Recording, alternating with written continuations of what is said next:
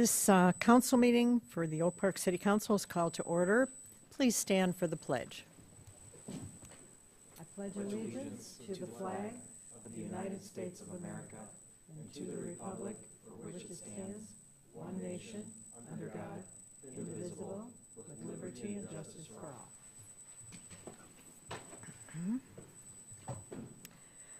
all. Clerk Norris, would you call the roll? Mayor McClellan. Here. Mayor Pro Tem Radner. Here. Councilmember Burns. Here. Councilmember Rich. Here. Councilmember Weiss. Here. Not a quorum. Is there a motion to approve the agenda? So moved. So moved. Support. All those in favor? Aye. Aye. Any opposed? Consent agenda. These are routine items approved without discussion. Regular council meeting minutes of February 4th, 2019. Special council meeting minutes of February 4th. Request to approve payment application number 1 for the 2018 45th District Court renovation. M684 to Frank Rewald and Sons Incorporated for the amount of $59,237.02. And licenses, new and renewals, is submitted for February 18th. Need a motion to approve the consent agenda. So moved. Support. Moved and supported. All those in favor? Aye. Any opposed? Did we need a, nope, No, we're good. we're good. I see a visiting elected official, our Oakland County Commissioner, Helene Zach. Good evening, it's a pleasure to be here. I want to bring some updates happening in Oakland County. First of all, I know that the cutoff was February 15th, but maybe there's some exceptions. I do want to remind residents that... Your mic. Oh, Your turn the mic on. Sorry, okay. Helene Zach, Oakland County Commissioner for the east side of Oak Park.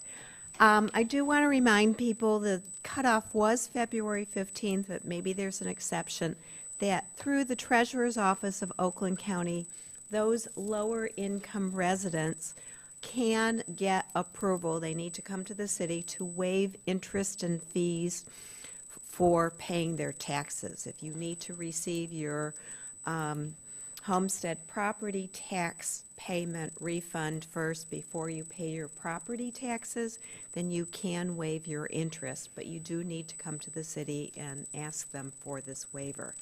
And it's something that we do every year to support our residents. Want to remind people that one of the things that we invest in as Oakland County taxpayer dollars is we collaborate with Michigan State University Extension Program. We have an Oakland County office out in the Pontiac area, and they offer a whole array of different classes to us as citizens. For example, they talk about home ownership, they do gardening, they do nutrition education, and they're offered throughout the county. I know that my husband took a master gardening class there in the fall.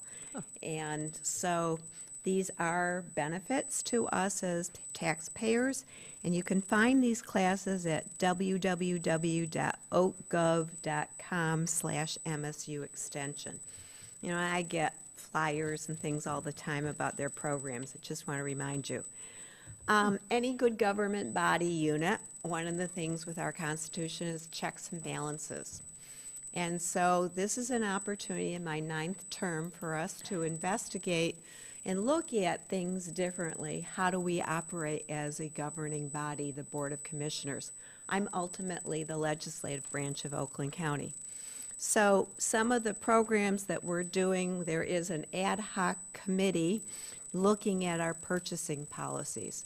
There's a couple of different contracts that were awarded by our county exec that I don't stand behind, purchasing professional service contracts from former legislators in our economic development department. I don't think that's the best use of our taxpayer dollars. So we're going to study this and say, what are the best practices across the country on purchasing?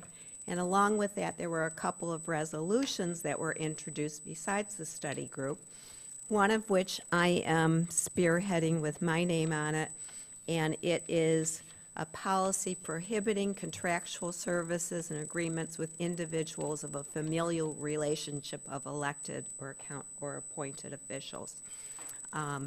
And also adding a code of ethics into our professional service contracts. So I just think that it's good government to do that. I want to remind people, I do have the honor of chairing the Finance Committee this term. Along with that, I'm serving on the Drain Board, the Retirement Board, the Tax Increment Finance Board, the gift that keeps giving, but it's really an opportunity for me to have a voice for all of us on the south end of the county. I also have the opportunity to chair the Community Home Improvement Department Citizens Advisory Council. And Oak Park has a long-standing history of being involved in this committee. This is the committee that oversees our community development block grant dollars that come to our community. And Oak Park has used these dollars for all sorts of wonderful renovation projects, code enforcement. This is also the department that offers no-interest home improvement loans for those homeowners that are low income, need new roofs, furnaces. You can go to the county community home improvement department and apply for this loan. And what happens is the loan becomes a second loan on your mortgage. It's not due until you sell your house. So it's been a tremendous benefit. Along with this particular committee, for the first time under my suggestion, we now have a subcommittee looking at affordable housing. What can we do? And Oak Park has been a leader lately. We have the wonderful Jefferson Oaks project and another one coming in, and affordable housing for our for our working people, people that are working in our restaurants or nursing homes. We need to have more housing nearby to the jobs. It's economic development. So how do we do that better throughout Oakland County? How do we bring more into Oak Park and throughout? So there's some really good ideas out there. Our subcommittee's chaired by the CEO of the Community Housing Network, Mark Craig. We're starting that on Thursday. I'm looking forward to having a blueprint. I have some ideas of things that we can do to help our residents. So that's it for tonight. Any questions for me? Thank you. Yes. I just had a quick question. First of all, thank you for all that you're doing. I know you're very busy. Has there been any developments on transit as of late? Funny you should ask. There are lots of different conversations going on. One of the things that we are looking at, we actually have a public transportation authority that we as county commissioners and our county exec appoint to. And this is the authority that frankly receives the millage for the smart dollars and other transit things and passes it on. When we tax somebody, we have to have an authority that oversees it. So historically, that organization's just been a pass-through, and we're trying to energize it and use it as an engine to be a better voice on transit in our county. So to be continued, taking back and exercise some of our legislative authority differently. Fabulous. Thank you so much. Thank you. We always get detailed reports and very impressive. We have a special recognition presentation. Southeast Michigan Council of Governments called SEMCOG update. Is there someone here to give that update? It's a video. Aha.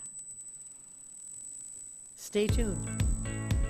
Thanks for renewing your membership in SEMCOG. Because of you, we're able to leverage data, planning, and collaboration into important initiatives that benefit the entire 7-county Southeast Michigan region. Let us share a few of them with you. We collect and analyze data and then bring it to life through visualization and interactive maps like the Regional Forecast Explorer, which provides dynamic access to population and development trends. We work with local governments to implement our plans, offering assistance with on-the-ground solutions. We project and plan for the future of our transportation system, prioritizing mobility solutions that drive our economy, safely connect people and places, and protect the environment. We advance the region's economic development strategy in partnership with stakeholders from the public and private sectors. We help to coordinate and promote opportunities for fun and adventure through Southeast Michigan Park Finder, featuring Trail Explorer. We bring together local governments and provide a voice for the region, advocating on key issues in Lansing and Washington. This is just a taste of what SEMCOG does with your support. None of this would be possible without participation like yours. Thank you for renewing your membership. We look forward to your active participation in working together to improve your community and our region.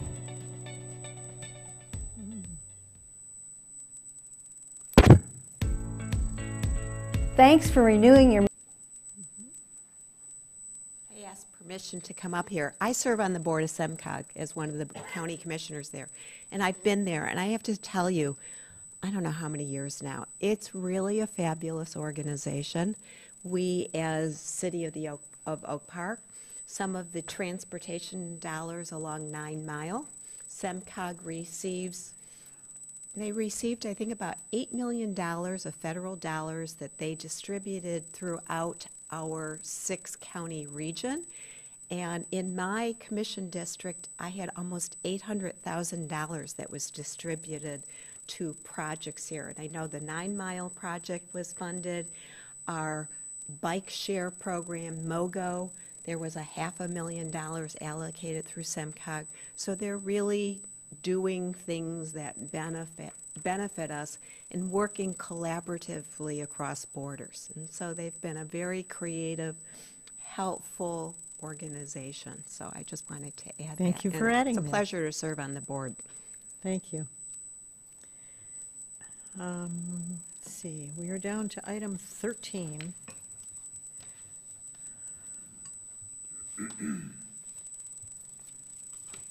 (13A). We have second reading and adoption of an ordinance to amend Article 5 of Chapter 50, offenses and miscellaneous provisions, to add a new Division 6, marijuana establishments prohibited, to prohibit marijuana establishments within the boundaries of the City of Oak Park pursuant to the Michigan Regulation and Taxation of Marijuana Act, initiated Law 1 of 2018, MCL 333.27951, and to provide penalties for violation of this ordinance. Is there a motion for the second reading and adoption? So moved. Support. Moved and supported. Do we have discussion or questions? Yes. I was wondering if the city attorney could explain the ordinance. I know we had talked about it before, but the purpose of it and The city would be opting out of the marijuana ordinance at this time, and the entire purpose of doing so is because we have not received the rules that are going to be coming from the state yet. We want to make sure that we read and understand those rules before adopting our position. yeah, thank you.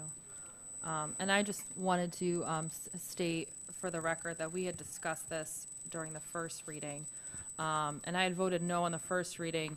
I agree that we need to wait until we have further guidance from the state before we decide to, if we were to want to opt in. I believe that it's in the best interest of the city to opt out until we have further information from the state. However, I thought that there should be written into the ordinance a sunset clause or expiration to the ordinance that we would revisit it later. And we had discussed that at length during the first reading of this ordinance, but I know a lot of people didn't hear that, so I just wanted to mention that. Thank you very much. Thank you. We also discussed just coming back when these rules are clarified, and taking another look. Madam Mayor, if I may add something as well. Yes, please. These marijuana laws are often very conflicting with each other as far as what's legal and what's not. There's federal law, there's state law, there's local laws, and very often there's a tremendous conflict among them. For example, it's still a federal felony. All of this, medical marijuana, whatever type of marijuana is legal by the states or cities is blatantly illegal by the federal government. In other words, the feds can come in at any time and flip any one of these cities or states upside down. In addition to that, when the Michigan Medical Marijuana Act passed a number of years ago, a lot of people thought that they were following the law in cultivating marijuana, having patients, doing everything right, getting licensed with the state and everything. And they ultimately found themselves as convicted felons because there were some, you can call them zealous, I happen to call them overzealous when I argue this in the Michigan Supreme Court, prosecutors who were going after people who legitimately thought that they were following the law.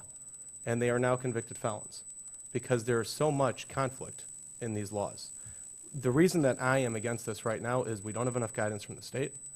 We have too much guidance from the federal government. And until we have a better grasp on what we can do and what we can't do, I think it's a very dangerous thing for municipalities to play with. Thank you. Appreciate your input. Anyone else? Yes. I thank you for that. I just wanted to add to that. I agree with that. I do think that, as I stated, until we have guidance from the state, it would be not wise or in the interest of the city and our residents to allow this until we know exactly how the state is planning on regulating that. We won't have that information until around the end of the year. And given the fact that we can revisit this later on at any point in time, I am going to vote in support of this ordinance. Thank you. So it doesn't need a sunset clause. The city council can bring it up again and vote in a different way if they choose, if they so choose. I think the council is as divided as I've seen the residents, who are some, very much in favor and some very much opposed and some confused about what is going on. So there is a division, for sure. And I'm sorry, one other thing. All this does is makes it that you can't have establishments that cultivate it. Personal use is not Oh, affected by this ordinance. Right, So I don't want to interfere with anybody's good time. right.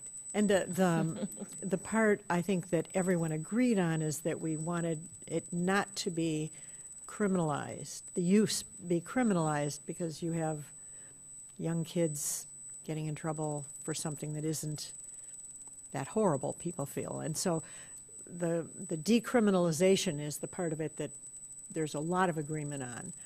But whether you want the shop on the corner of 9 and Coolidge is the other question. So at this point, we are saying no, and we're going to wait and see what the state comes up with. So are we then ready for a vote? I think we are. Roll call, please. Councilmember Burns. Yes. Mayor McClellan. Yes. Mayor Pro Tem Radner. Yes. Councilmember Rich. Yep. Councilmember Weiss. Yes. So we are waiting and seeing. But during the time that we're waiting and seeing, we can't have an establishment just plop in. This makes sure that we can't have that. If we decide down the road that this is wonderful and we should have it, this vote doesn't prohibit that from happening. All right, City Manager Eric Tungate, please. Thank you, Madam Mayor, members of council. I'd like to call Deputy Director Dave DeCoster to the podium for 15A, please, sir. Very patiently waiting back there for his turn. Yes, I am. Good evening, Mayor, City Council, City Manager. Before you is proposed change order number 1 and pay application number 1 for the 2008 sidewalk replacement project M676. The change order is an increase due to the additional sidewalk replacements completed as part of a Consumers Energy project within the same area last year. The total cost for the consumer's work is $81,098.42, for which the city will be reimbursed. The project is 98% complete. It is recommended that proposed change order number 1 for the 2008 sidewalk replacement project M676 to Italia Construction be approved for the amount of $14,617.30. It is further recommended that pay application number 1 for the same be approved for the total amount of $418,747.30. Funding is available in the Sidewalk Program Capital Improvement Fund for this expenditure. Okay, So moved. this is Support. a motion to approve the proposed change order. So moved. Support. Moved and supported. Looking at the payment application on the back, there were just a couple things that I didn't know what they were. Number 5, cast-in-place detectable tactile warning service, is that bumpy cement at the Yes, corner? those are we put in 2x5, exactly what it says, cast in place at the entrance to the sidewalk ramps, and that's for ADA compliance. For vision impaired, Exactly, to know where the end of Correct. the sidewalk is. And for when it's too snowy. correct. Yeah. Yeah, it's a contrasting color, so you can see a little better, you can feel it. And then minor traffic device? That's kind of a catch-all for the contractor to put a placeholder in for barricades, arrow boards, and things like that. I see. Okay. Thank you. Any questions? Yes, ma'am. No, I just had a question. So the change order came about because of something that because of a consumer's energy project. I'm looking on the descriptions and what actually caused the increase? So Consumers Energy has had a large presence in Oak Park over the last year. They're renewing services, renewing gas mains throughout the city. One of their large project areas was within this geographical area, which is north of 10 Mile, from 10 Mile to Lincoln. Throughout that area, they were replacing gas mains, gas services just before we came in to replace the sidewalk. So to kind of an economies of scale, we were able to do it for a little cheaper. We were able to have them reimburse us. It also works out for the residents because it's all done in one project. The work is guaranteed for a year, and we can fully inspect it and ensure that it's done properly. Thank you. There was, any other questions? Yes? Did any of this include the area? Because I know they were also doing work south and 9. That work was done by their contractors. Okay. So the permits were pulled, things were still inspected. However, that was done on their own terms. Thank you. We're ready to vote? Roll call, please. Mayor McClellan. Yes. Mayor Pro Tem Radner. Yes. Councilmember Rich. Yes. Councilmember Weiss. Yes. Councilmember Burns. Yes. Motion carried. Madam Mayor, members of council, that completes the city manager report for this evening. Thank you very much. We are now at the call to the audience. If you'll give us your name and address and limit your comments to 3 minutes. Love to hear from you. Come up to the podium. Good morning, good afternoon, good evening. My name is Carolyn Atkinson, longtime resident of Oak Park. We moved here in November 1978. Remember Judge Franco, graduate of Oak Park High School. I'd like to say thank you for calling my mother when we had the big flood in 2014. You did. Right now, we're experiencing bad tree root problems on Northfield Boulevard. I live at 13301 Northfield Boulevard. I'd like to thank Mr. Tungate last week for taking time out of his schedule to listen to my problem. Right now, my basement is flooded full of sewage and water for the last 4 to 5 days. Our house is paid off. We are the homeowners. I brought my mother also. Last summer, it was last July, we had a tree that fell in the middle of the day. It's dead. Oak Park did come out. They cut majority of it down. Right now, I've got 3 trees on the side of my home that have totally broken up my sewage. And Plumbing Tech came out. They ran cameras. It's all tree roots. I just want the trees cut down. Also, I have, can I approach the podium? Thank you. This back.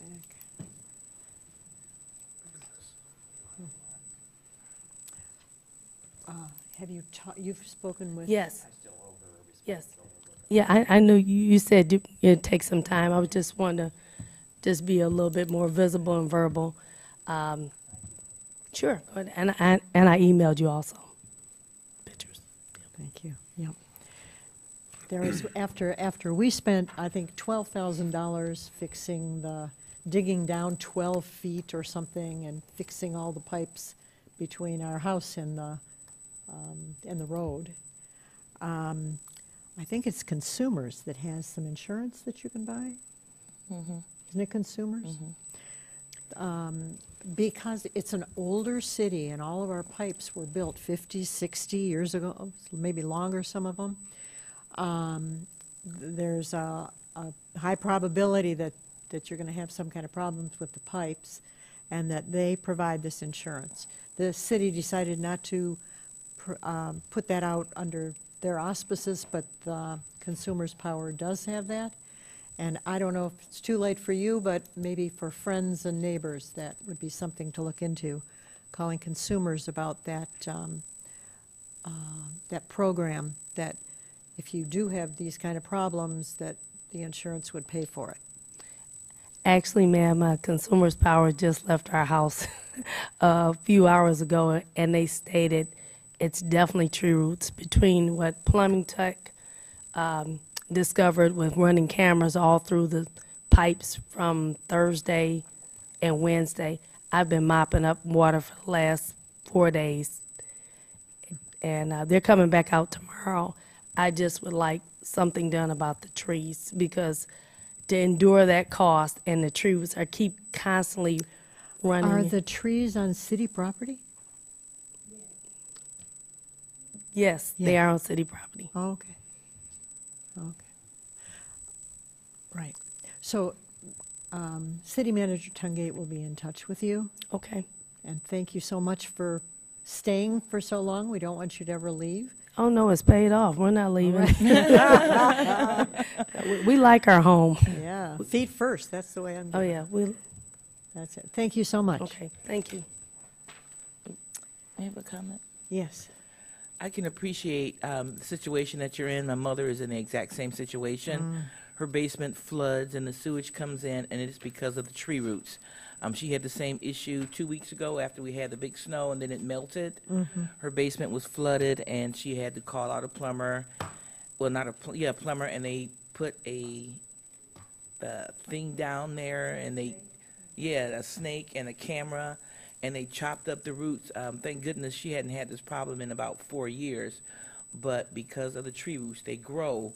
It may be wise just to be preventative, and what she's going to do now is at least once a year, she's going to have a plumber come and just look and keep the tree roots at a minimum before they can start the issues or the concerns. So I totally appreciate what you're going through, and I've been over to my mom's house, and her basement is finished. She has carpeting and everything, so it was really bad when the water came down and with the sewage. So I totally appreciate what you're going through.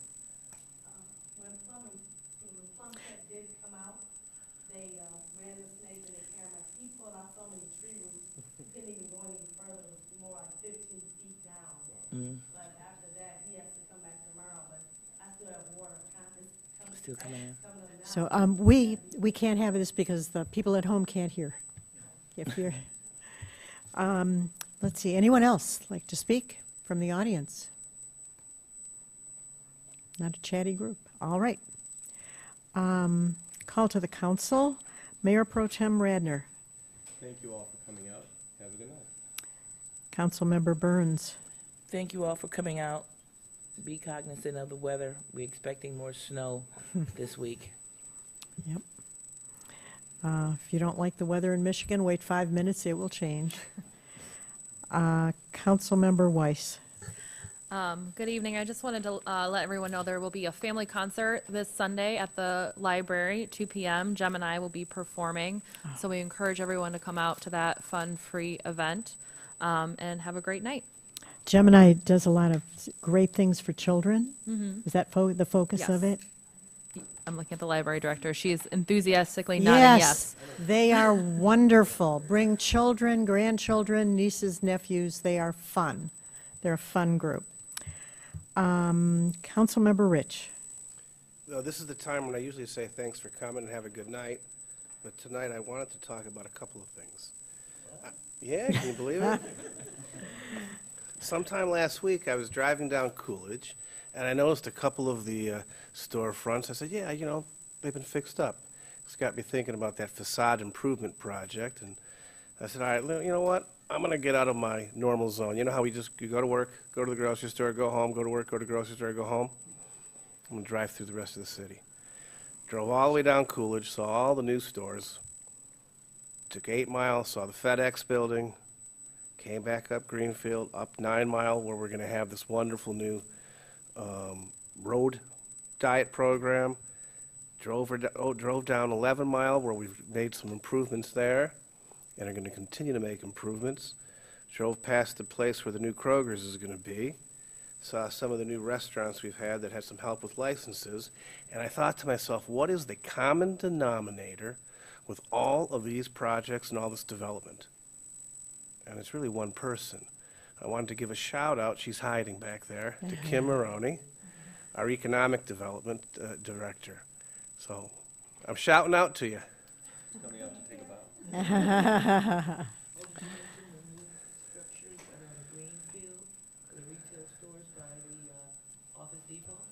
No, that's right, that's right. All of these things that when we go back and we look back at I didn't get involved here in city politics until, when did we first get Madam Mayor elected? 4 years ago, yeah. Was it 6 years ago, 7 years ago, 8 years ago? Are you in your second term? Yeah, no. First term. No, we're not politicking. Remember, I didn't get involved till like 6, 7 years ago, start to think about these things. Got it. And all this has happened, and a real common denominator, and a person who we have to give a big shout out to again, is Kim Maroney. So thank you again. It's something that's noticed. Nice, very nice. All right. I'll say good night. Okay. Couple things. My husband Keith and I went to the library and heard Motor City Beat. They were a hoot. They were fun. Took you way back. Also at the library, I was there with my teammate, joining the team called Babes on Balfour. And we competed for fabulous prizes. And it was an event that had regional appeal. People came from all over Oakland County. Teams came to compete about children's books, and just a lot of fun was had. There looked like there were 80 people in that library, in teams. One team had tutus on. It was just fun. There's fun stuff happening in Oak Park. I'd like to thank all of the residents during the past snows. Those of you who came out and got your sidewalk shoveled. Those of you who remember, if it snows, take your car off the street. Appreciate it so much. I'd like to commend DPW for their handling of the snow and ice that didn't come October, November, and December, and then came in a fury after that. I'd like to thank Public Safety. Nobody likes to have a ticket, but everybody likes when their street is plowed. So they have been ordered to please ticket the cars on the streets if it is a snow emergency. So please tell your neighbors if they leave their car on the street, the ticket's over $100. Tell them we don't want to issue the ticket, we want to plow the street. So help us out with neighbors who might not know about the rules. We are at the end of a 5-year plan. When we started this 5-year plan, it seemed to me that it was way overblown. We could never manage to do all of this in 5 years. And I looked at it recently and checked off probably 95% of the items that we had on the plan. The city council members got together and talked about big ideas that they wanted to improve in Oak Park. Economic development and communication and just big things. And then the staff took those big ideas and came up with specifics to bring them about. And there was a timeline. This was not one of these sit on the shelf things. They worked this plan and did it. Our staff. Couldn't be prouder of all of them. We are at the point that we're going to start we need to have another 5-year plan. So I want you to start thinking about what you've seen in other cities that you would love to see in your city. what you don't ever want to see in your city. I'd like you to start thinking along those lines so you can give us some input. I am serving on the Oak Park Youth Assistance Board, and we are planning to mentor young people in Oak Park. And the city team is going to mentor teenagers from Oak Park High School, which is fabulous. Tomorrow, City Manager Tungate and I are going to Brenda Lawrence's Municipal Leaders Forum at the Hartford Church, and we'll report back on what we find from that. And with that, I will say a fond good night.